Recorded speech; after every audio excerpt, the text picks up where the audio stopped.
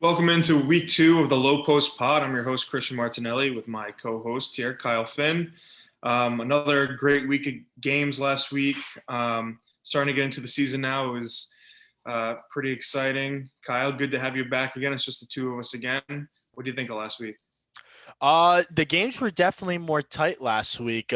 Not so many big blowouts. We did have a few though, but not as many as we did week one. We definitely saw the teams getting back into the usual play style, and they were able to make it more competitive this week. I enjoyed the week two. Yeah, I was away enjoying vacation, not going to lie, but I did miss the games. I watched all the Snapchat stories. I watched all the highlights, everything I could see. And there were some awesome plays this week. There were some decent games. And, I'll be looking forward to getting back there this week to see him in person. But let's just get right into it here. This week's pod coming out a little late. Everyone's got a busy schedule right now. So I'm getting this out to you guys so you can hate on us whenever it comes out. So the first game, which was one of the games we thought might be a really good game of this week, was Good U versus the Werewolves. I think we set like a 9-point line for this game. We were pretty much spot on. Good U won by 12. It was really just led by us. Every quarter was very close. Besides, Good U dominated the second quarter, winning that quarter by 11 points, coming out with a 72-58 win. You see Good U across the board again with strong performances from a few guys. Randy Butler 22 points, Ryan Palumbo 19, Brendan Degnan 10, and this is without Matt St. Hours. So this is a great win over a Werewolves team, which we were thinking was probably going to have a big comeback week. Dave Campbell's coming into form a little bit, 27 points, which is impressive.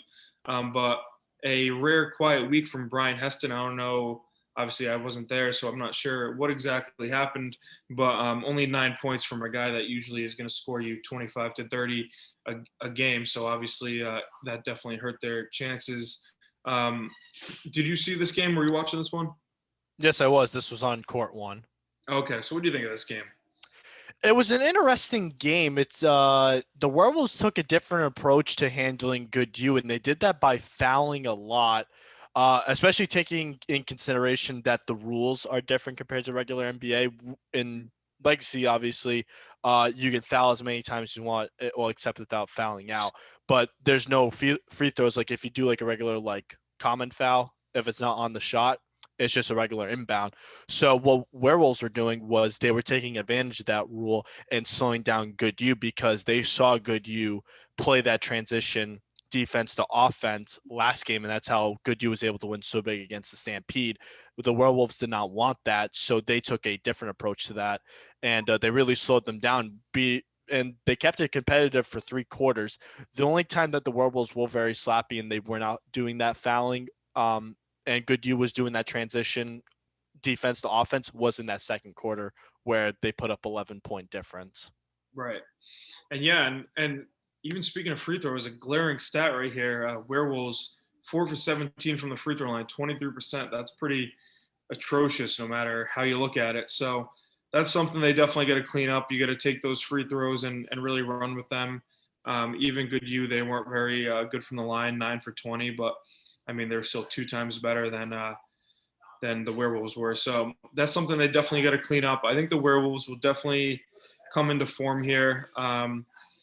But yeah, they had 2 tough matchups to start the season, so we'll see how things go for them as time goes on.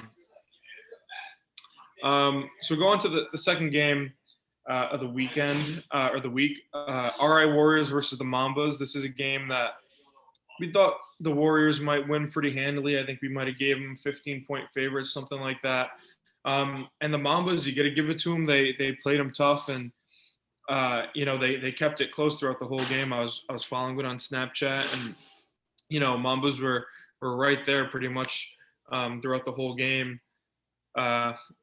So pretty much the final score was 88-76, 12-point game.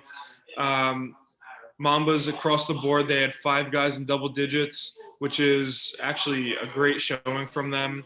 But when it came to the Warriors, it just, 2 guys combining for 66 points, Kevin Figueredo 36, Charles Correa 30. both shooting extremely efficiently. It's going to be tough to beat that, especially when they're dominating you inside, like Kevin Figueredo is able to do. That's why the Warriors are a dangerous team. I didn't realize that Kevin Figueredo he did play in past years. So the Warriors will be a team to look out for, and the Mambas. I don't think they should be too discouraged by this loss. I mean, 12 points against a pretty solid team. Even though the Warriors are just kind of just figuring it out and catching their stride here, I definitely think they can be a team to look out for. And it started this week against the Mambas. What I saw from this game, because I was able to catch a few glimpses on back-to-back plays, it's just that the Mambas were taking uncomfortable shots. They were taking shots that they weren't really that confident with, and you can see that Jake and Lawrence were part of the people taking uncomfortable shots, because we know that they can shoot better than this, and they just got flustered by a good RI Warriors defense, and same with Mike Bartholomew, and that's basically it. It was just flustered defense. They did a good job keeping up with them, narrow margins in each quarter though, but it was that first quarter that really got to them. They just weren't shooting that good, and it just ultimately shot themselves in the foot. This was the Mambas, I believe, best chance to win this game, a game this season, and they unfortunately couldn't capitalize. Yeah, it's too bad because I'm looking at the box score here, and they took 67 shots all game. 48 of them were threes. They went 18 for 48 from three, which is 37%. Not horrible, but a glaring stat here: no free throws attempted. So they're not being aggressive enough, settling for shots, like you said. In legacy leagues, it's not going to work out for you most of the time. You got to get to the hoop. You got to be aggressive, and taking threes. That's all good and well. You take them when they're open and whatever. But you got to get to the hoop. Only taking 19 2-pointers. It's a low hoop league. It's made to get to the rim and be aggressive. So if the Mambas want to win a game, they're going to have to do that, because I know the Warriors on the other side, they were much more aggressive, only taking 26 threes and taking about 50 shots inside the arc. So that's one of the more glaring things that I'm looking at, and this is a stat that I think more people should take account to: assists. When you look at the Warriors stat line, they have numerous assists from almost everyone on the team except for Charles Correa, mostly because he was doing the scoring. But like, you have 7 from Enrique, and just all that kind of stuff. Having that good ball movement is going to really, elevate your team. We see here on the Mambas, Arain Smith only had 10, but everyone else had 1 and 2, and some had nothing.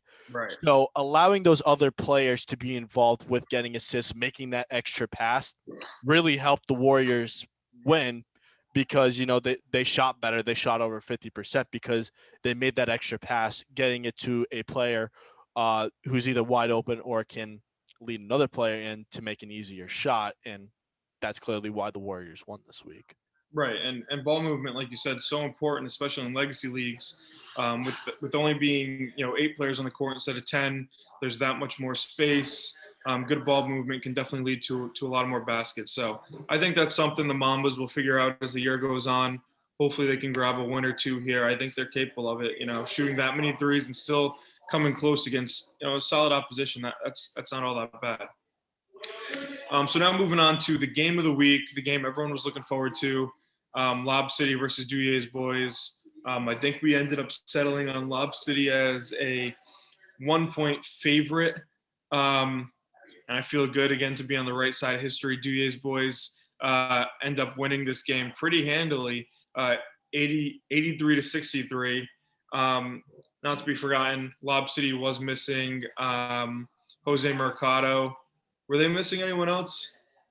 Oh, yeah, they were missing a few people because they only had 6 players, and it eventually went down to 5 because a player on Lob City got ejected from the game. So, and this was like in the middle of the third quarter. So things really went sideways, as you can see, because Duye boys were able to score 26 to Lob City's 15, and that just extended the game even further aside from the first quarter. Right. So yeah, it's Duyer's boys, man. They're coming out strong, and again led by Vincent Volpe with another 30-point performance, just shooting lights out from three again, 8 for 14.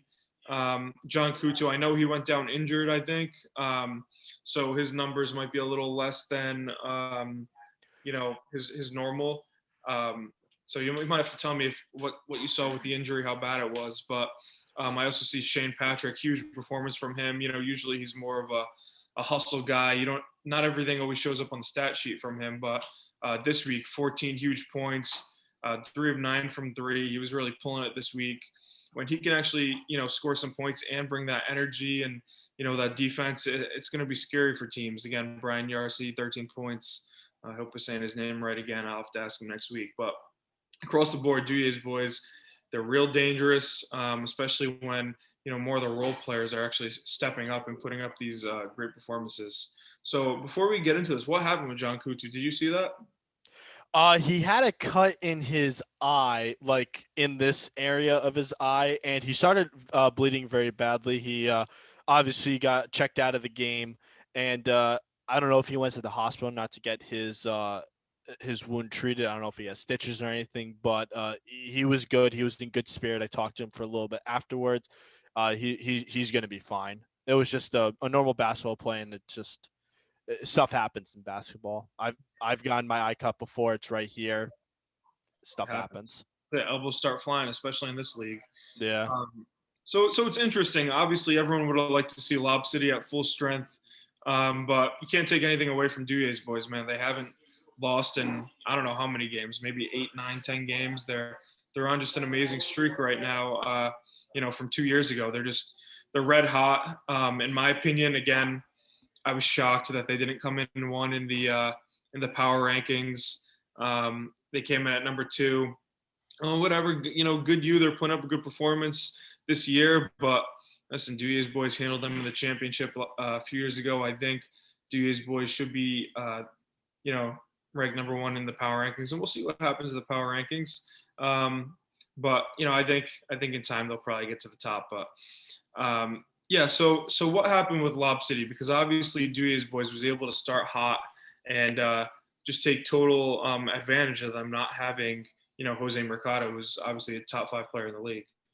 Biggest thing that I saw from Lob City that honestly disappointed me going into this week is them shooting 24 3-pointers and only making 3. Yeah, That's tough. think of how 21 times 3. That's how many potential points you could have had if you made all your threes. It's just very sad to see. Yeah, a few of them were open, but for the most part, they kind of felt forced. And I think the reason why they were taking more threes is because Greg, number 0, the one who got ejected, was kind of giving a little bit of a back and forth to the referees, and the team really felt that they weren't getting calls down in the paint, so they kind of had to switch up their style to avoid frustration on the team, because you don't want to have any of your players last year and more of them get ejected, so you have to switch up your game tactic. Unfortunately, just the threes were not falling, and Duyer's boys played fantastic defense at the 3. They felt more comfortable allowing 2-pointers than they did threes, which I found very shocking. Yeah, it's interesting. I mean, I think obviously Colin Burns had an amazing performance. He's definitely an up and coming star in this league. But Cody Crawford can't be shooting 1 from 10 from the 3. Right. Yeah. He's obviously one of the better players in this league and has been for a while. So, just an off game for them all around. Obviously, Duyer's boys makes it tough for you on every level. And obviously, again, not having Jose Mercado, that's a huge blow. So I think when these teams meet down the line, which I feel confident that they might in the semis or the finals, I think it's going to be a much, much tighter game. I don't think these teams are 20 points apart. Maybe Duyer's boys is a few points better than them right now. But I think Lob City will definitely come back strong, and, they're going to be a tough team to beat, whenever their whole team is there for sure. So moving on from that game to a game that me and you went back and forth a little bit last week, the Halfway Crooks versus the Orcas. We weren't really sure about this game. It was kind of tough to judge because the Orcas struggled offensively a little week one, and the Crooks ran away with their game, and so it was a little tough to figure out, how this could go. But the Orcas just absolutely handled them from the first whistle. They blew them out in the first quarter, 24-12, and ended up winning the game 74 to 51. Um, like I felt, I felt as though the Orcas could give them trouble down low with the Winchell brothers, with their skill guys, Dexter Lou, Kendall Gillians. I knew it could definitely be tough for the halfway crooks, and the Orcas 100% did that. And the crooks, just their offense was not there whatsoever. Jared Hansen had 14, Joey Coro had 14, and then after that, Brandon Sweeney 7, Mark Belleville 6, Bobby Wilcox 5, Joey only had 3. So it was a pretty quiet game from them. And you got to give all the credit to the Orcas because, they weren't happy with us, Kyle. They called us out a little bit. They said that win was for you because they didn't like the line, and they said I was smarter than that. And I don't know, man. Jeff, I may not be smarter than that. But listen, I still picked you guys to cover. I should have picked you guys to win because obviously you guys are for real this year. Kyle, what do you think about this game? Just a lot of turnovers on the halfway crooks. The 8-3. That's not good. Especially because the Orcas really took advantage of that transition. Had 3-on-1. It's Orcas were going to score each and every time because of that 3-on-1 transition. It's just something the halfway crooks need to get improve on with communication, chemistry, just being more careful with the ball and just knowing your surroundings to avoid that bad pass or getting yourself into a double team. That's about the worst thing you could do is get yourself into a double team. Yeah. And what do you have to you have a response to Dexter Lou kind of calling you out saying that game was for you? You gave him the motivation to win this week? Reverse psychology is the best, isn't it? Yeah, yeah. That's all it was, right? You were just trying to fire him up. You had big money on him. Because listen, they heard me, and if I got to keep doing it to make them win by 20 points every time, I'll keep doing it. Hey, Yeah, I right to the respect it. championship. I'll put a future bet on the Orcas if you keep talking about them. So just let me know if you're going to do that, and I'll throw down about 50 on the Orcas at like plus 2,000 to win the championship. I'll take the money all day. But yeah, you got to give it to the Orcas. They're a tough team. I love the way they play. Good rebounding, good inside. They don't chuck up too many threes. They're a good team, man, and they're deservingly. I think they're in the 4th spot in the power rankings right now. I think they can definitely hang with the top of the league, especially if they're able to, bring the energy and toughness that they can every single week.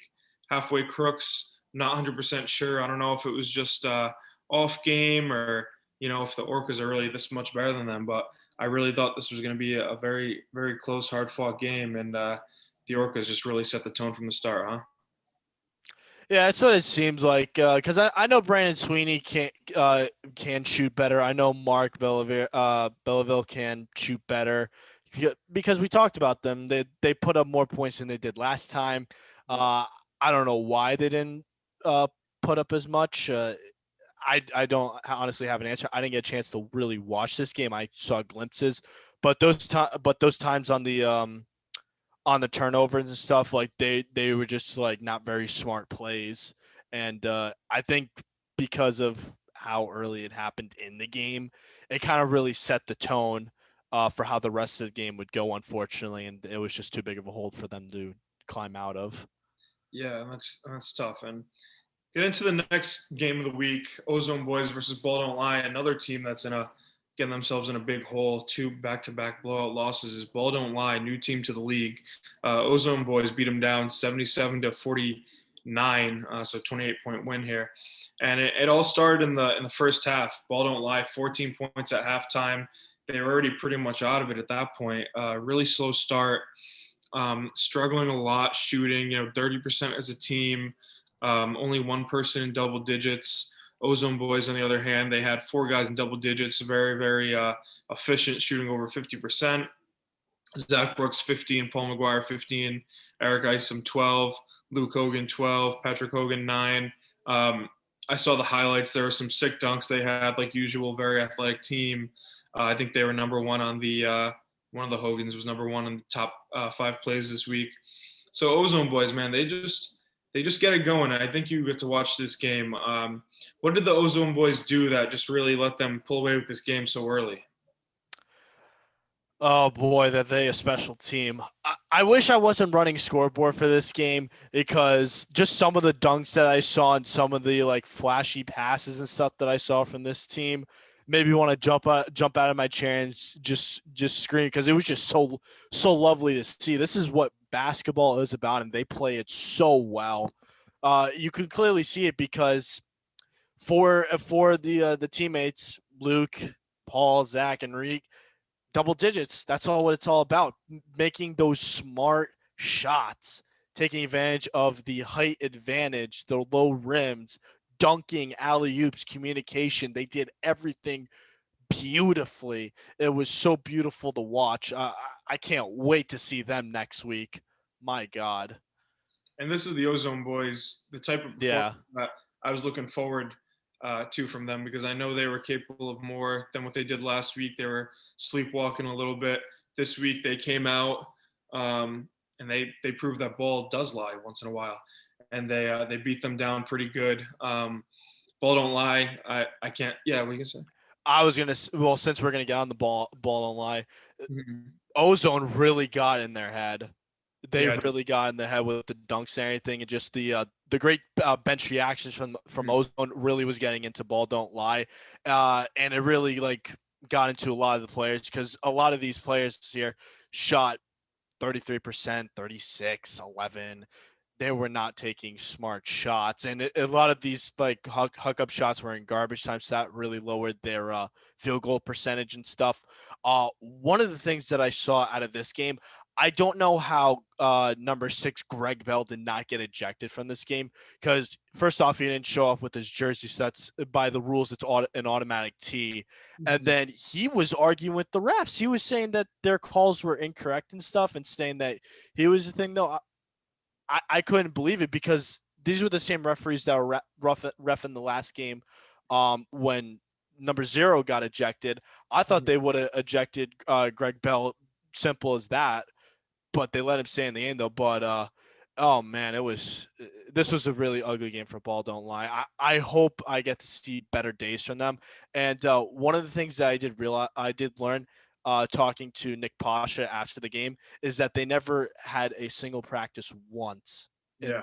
in the 2 to 3 weeks that they've been together as a team, and it unfortunately clearly showed. Yeah, I think this is going to be a tough season for Ball Don't Lie. Obviously 2 back-to-back blowout losses against teams that they're good teams that they lost to, but they're not, those that top 3 teams that you think might be, front runners to win the championship. So I think Ball Don't Lie. They're going to have a tough season here. Maybe, maybe they'll catch some fire here and win a few playoff games, but I feel pretty comfortable saying right now they're just not a championship contender. So we'll see what happens. Ozone Boys, they're definitely a contender, especially when they bring the energy that they're capable of bringing. They're extremely hard to beat. With Ball Don't Lie, there's just a lot of new players that are Right. coming into the league this year. Mhm. So it's just unfortunate, but there's nothing really wrong with losing. You learn a lot of things that come with losing, and if these same players can return for next year, I think I can confidently say that they can really turn things around. It's just more of a getting used to things and a chemistry thing because they're all new to each other. They never met with each other before. This week is they're going to be their first practice, so we'll see if we see an improvement this Yeah, week. we definitely will. And the last game of the week was 2 teams that had really rough outings week 1, um, which was Sin City versus Stampede, and pretty much close game all the way through. Sin City ended up pulling away and winning 79-71. Good game again. One guy from Sin City putting up huge numbers. Last week, I think it was Justin De La Cruz, if that's his name, I think. Yep. Um, yeah, this week it was Yarel Rodriguez put up 40 points. Insane performance from him. 14 for 23 from the field, 12 for 20 from three. That's nuts. It's going to be close to one of the, best, most threes ever made in the Legacy Leagues game. Um, so that was great from them. And on the other side, Stampede, they just didn't get the production out of the guy that I thought, might help them win this game, which is Brad Allen. I think I told you, if they feed Brad Allen down low, he can grab them 25, 30 points. They get a great chance of winning this game. Unfortunately for them, he only had 6 points.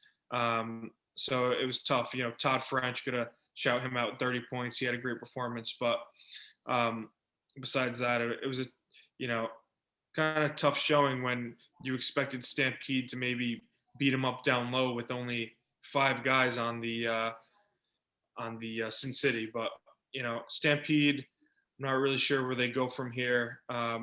It's definitely going to be tough. And Sin City, these teams aren't exactly contenders right now, but they definitely put on a good performance. I don't know if you were able to catch any of this game. Yeah, I was for a little bit. I want to focus more on the Stampede because they had a very big improvement compared to last week, only scoring 40 points and losing by 60. Not to score 70 and only lose by single digits. That's a huge improvement for a team, especially after the butt whooping that they took last week. This is a very great performance by Stampede despite the loss, and it also showed that they have other shooters and scorers on their team, like Todd French, as you mentioned. So I feel like once Todd and Brad can really start connecting with each other, we can see like some of these other teams putting up that dynamic duo of like 20 and 20, that kind of stuff. And it can propel Stampede to get a few wins this year, depending on who they play against. So I see this as a great thing for the Stampede. They should be looking straight up and not looking down. Mm.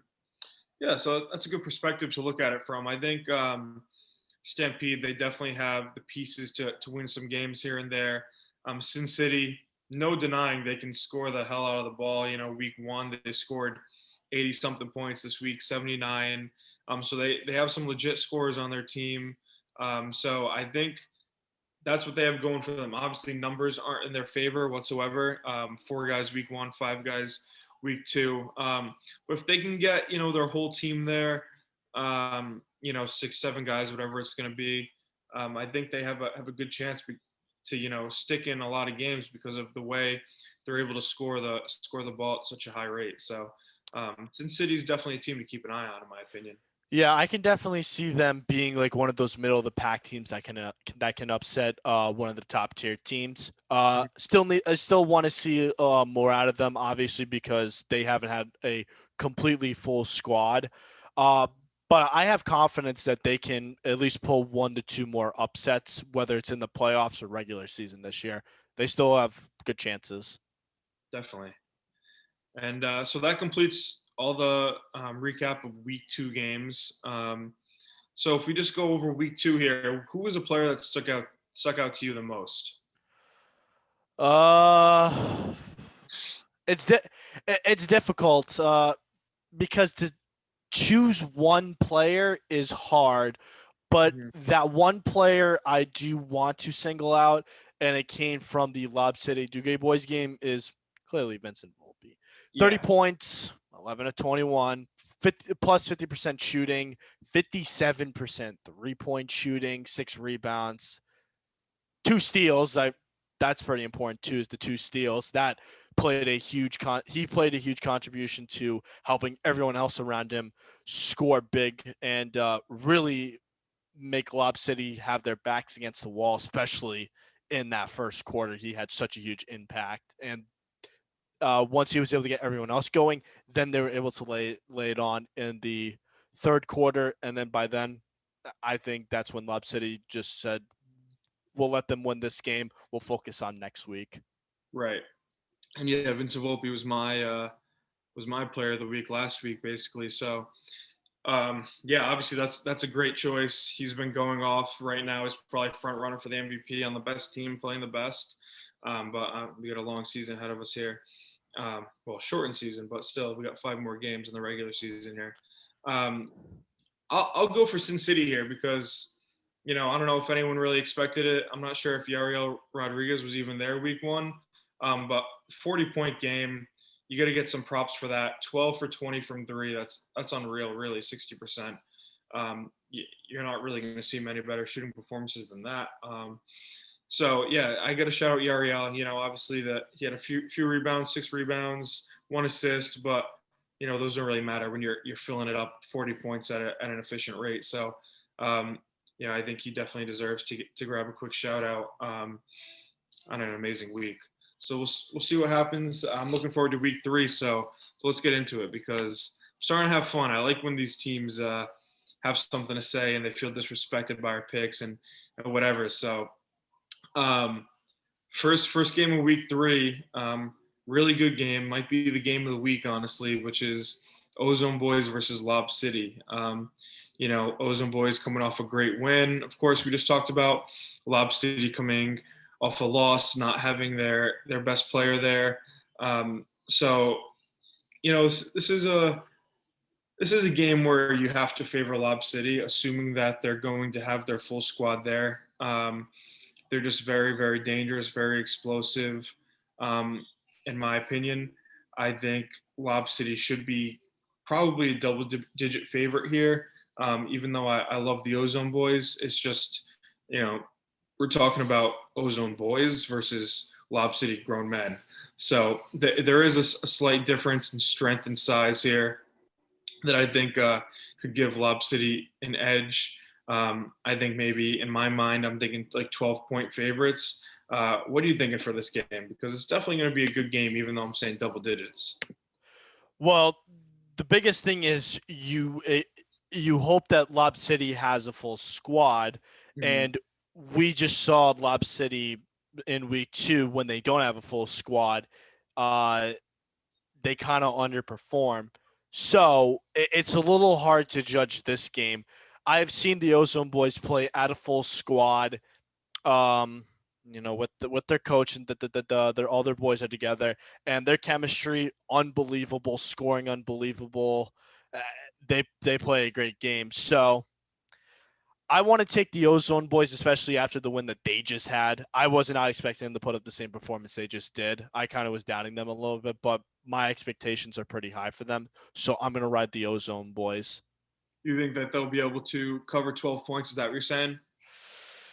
Or where do you think that number should lay?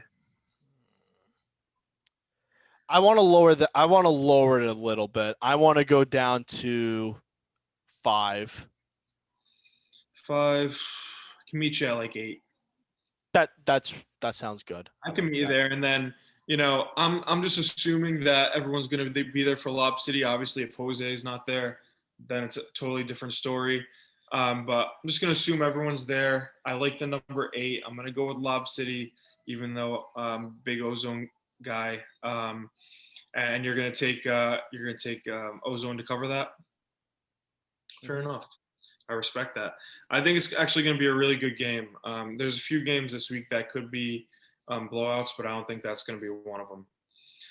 So the next game coming up, Werewolves versus Ball Don't Lie. 2 winless teams at this point, but 2 totally different teams.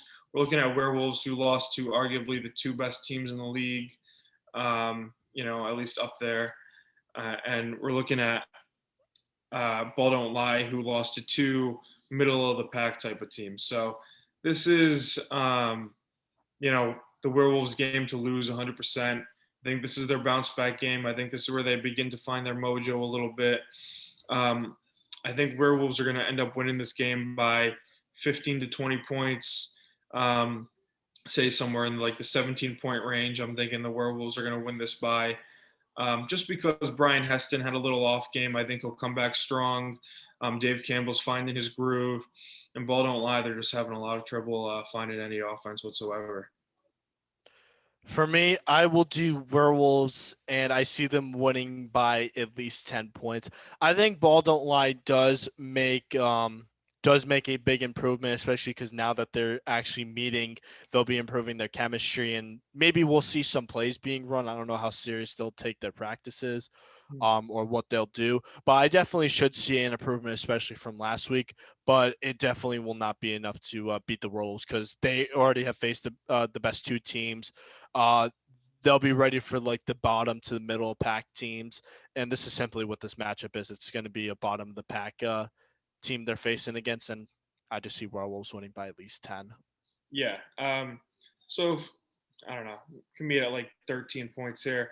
I just feel pretty comfortable with saying that I think the Werewolves are going to cover that. I mean, they're the highest rated in our power rankings, 0-2 team.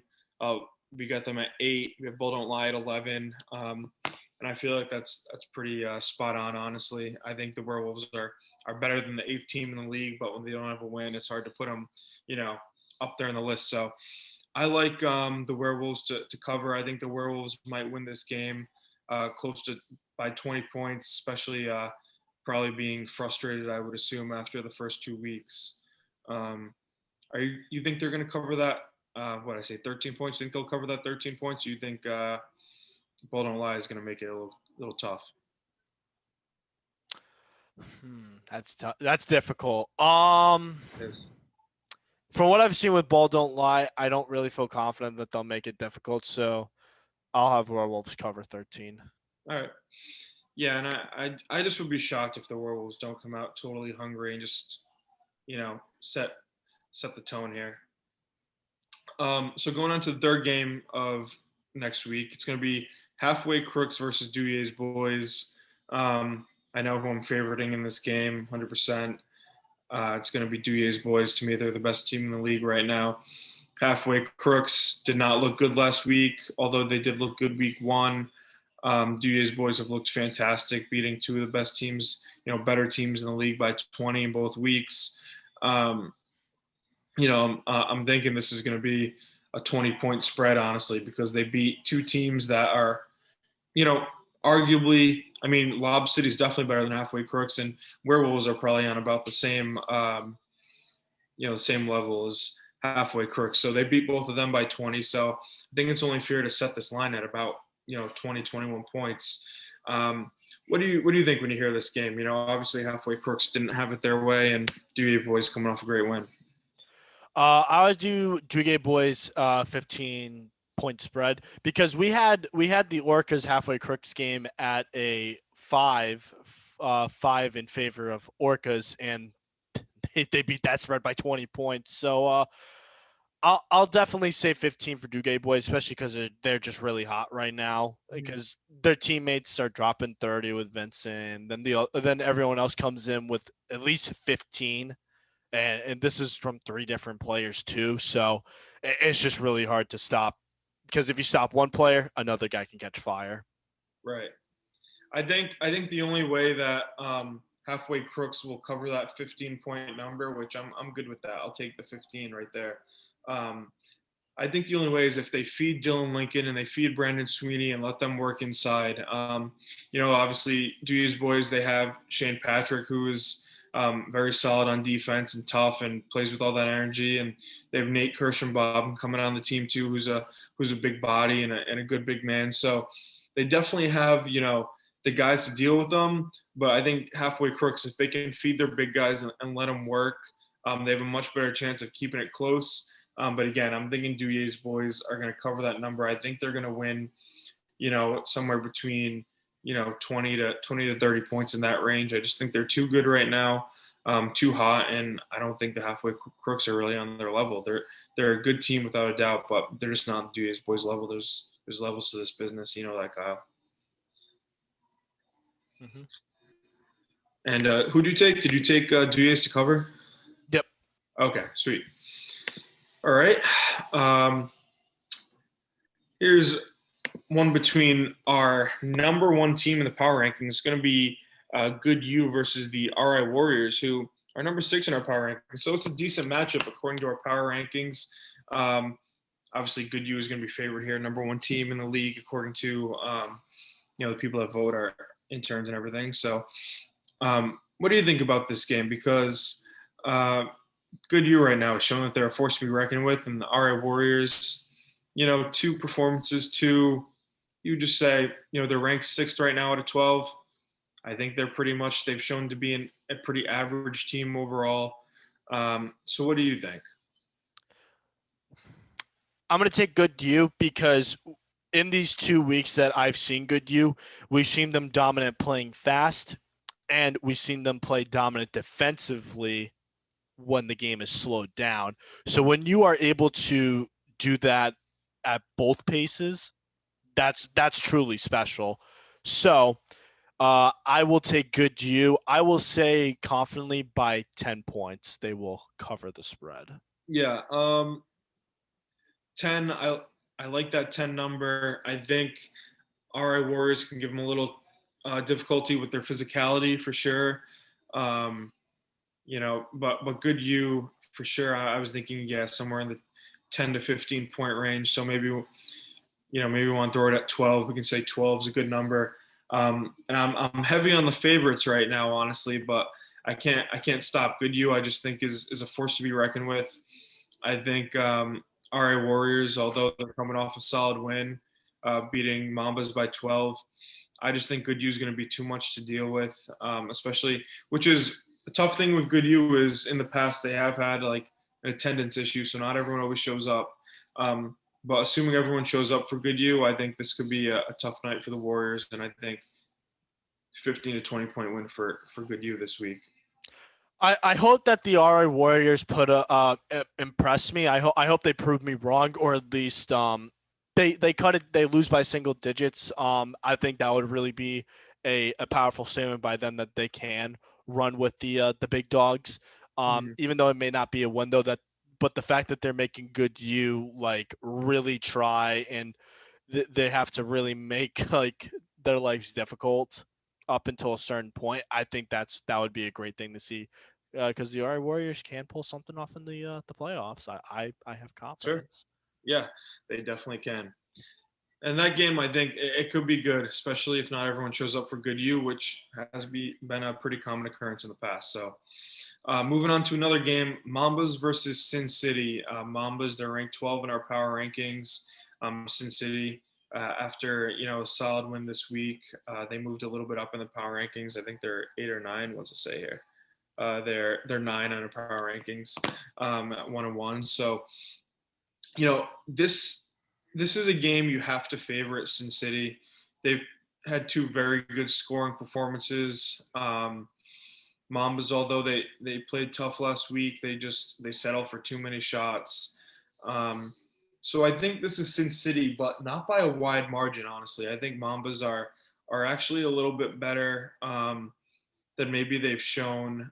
They're a lot better than they were as the Basket Hounds when some of those guys were in the Basket Hounds. So um, I'm thinking Sin City. I'm thinking like 6, 7 points here, but I'm not thinking a blowout like some of the other games we've been talking about. For me, I want to take a little bit of a risk here since we kind of chosen teams that we've given a wide margin to by spread. I'm Mm-hmm. actually going to take the Mambas by 3 here. I think this is the game that the Mambas can win because they can take advantage of the Sin City having little depth, using their height for the Mambas. Really closing out, doing the 4-on-4, subbing out, making sure the players on the bench are getting that few extra seconds to minutes of rest, and if they take smart shots that are wide open and that they feel comfortable taking, uh, it could be a tight game. I think the Mambas can pull it out in the final 2 minutes if it comes down to free throws. Interesting. So why don't we just meet at a pick'em then? We'll just call this a pick'em. You want to go with the Mambas? I'll take Sin City. I actually do think that if at that 6, 7 point number, I was actually thinking that the Mambas might cover. But I do think Sin City is going to win this game. Like you said, I think it's going to be a close one, few possession game. Um, I think Sin City is just able to score at will a little bit more than the Mambas are. They're a little bit more efficient, and I think that's going to help them come out on top this game. Yeah, definitely taking advantage of the height and stuff, and Mambas actually draw a pretty decent crowd. They do bring a pretty decent crowd, so maybe that might have an effect on it. But I just want to see the Mambas win. I think that at least by the third week, and now that they've gotten used to playing in the games and stuff, this is probably their best opportunity to win. And it will be somewhat of a dogfight, but this will really show if they're ready. For sure, I'm looking forward to it just to see. This will be a big telling game to see where these teams might land by the end of the season. It's very winnable for both of them, so they definitely have to take advantage when it comes to playoff seeding here for sure. All right, moving on to the last game of week 3, and it's your favorite team, the Orcas, facing off with the Stampede. Orcas 2-0, Stampede 0-2. We're looking at teams in totally different ends of the spectrum here, especially in our power rankings. We got Stampede at the 10 spot. We got Orcas at the 4 spot. It's going to be a tough game for the Stampede without a doubt. Orcas coming off an outstanding performance. Week 1, they had a solid performance. Stampede, like you said, they had improvements this week for sure. But I just don't see them on the same level as the Orcas. How do you see this? Talking about your favorite team and the Orcas. I've gotten to see the Stampede one time. Unfortunately, it was in that blow up. But now that I see that they have other scorers on the team, and it's such a weird situation though, because it's usually only one that scores such a large amount. In this situation, they're going to need those 2 big scorers that we've seen in the past 2 games. And unfortunately, if we only see that tandem of only one big score and then everyone else is kind of like in the same like area, then the Stampede unfortunately aren't going to win. It's going to be that like dynamic duo effect, and we'll see if the Stampede has that finalized dynamic duo effect. If they don't, Orcas will take this by 10 easily. Yeah, I think this is honestly the Orcas are better on the outside. They're better on the inside. They're just a solid like very stout team. I think it's going to be very difficult for the Stampede to get anything going in this game. I honestly, now I don't want to be disrespectful to the Stampede, but I honestly think the Orcas are going to win this game, and they can't hate on me because I'm saying this. I think they're going to win this game close to 30 points, honestly. I think they're going to run away with it, but I'm not going to set the line there. That's just how I feel. You said 10 points. I was thinking, maybe a little closer to 20. So maybe if we just say 14-point game, I'll take the Orcas all day. I know you want to give them the motivation though. So why don't you go with the Stampede? You go with the Stampede. I'll take the Orcas. I like being the good guy.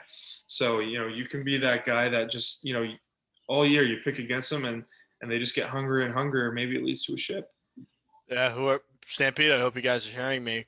This is your game. This is, if you guys can pull up this upset, upset, it should send a shock through the Legacy League that no team that is undefeated is safe. Mm-hmm. That's right, but you gotta watch out for those Orcas because Stampede is scary, but Orcas are a bunch of apex predators. So we'll see what they bring to the table this week. I think it's going to be a good slate of games. Obviously, there might be a few blowouts this week based off the matchups we're seeing, but either way, there's going to be tons of great highlights, tons of great moments. It's going to be a lot of fun. I'm really looking forward to it. Kyle, again, thanks for joining me, bro. Maybe next week be able to bring a few more people into the fold. Sorry for getting this out a little late. It's just been a crazy week trying to get this scheduled. So thank you, Kyle. Any last words from you? Watch week 3. You got us on Snap, Legacy League _RI, and Legacy RI 2 on Snapchat. We got all the highlights for you guys, and we'll be putting out videos for you, the 2-minute drill, post game show, all that stuff. We got that here for you guys. That's it. And you guys don't like what we're saying, we want to hear from you. It makes it a lot more fun when you guys go back and forth with us. So you don't like that you're the underdog, you don't like what we're saying, let us know. We're cool with it and make it a lot more fun. So that's it for week 2. Looking forward to week 3. I'll see you guys next week, and until then, Forza Italia, Euro champs. Let's go, baby. Thanks, bro.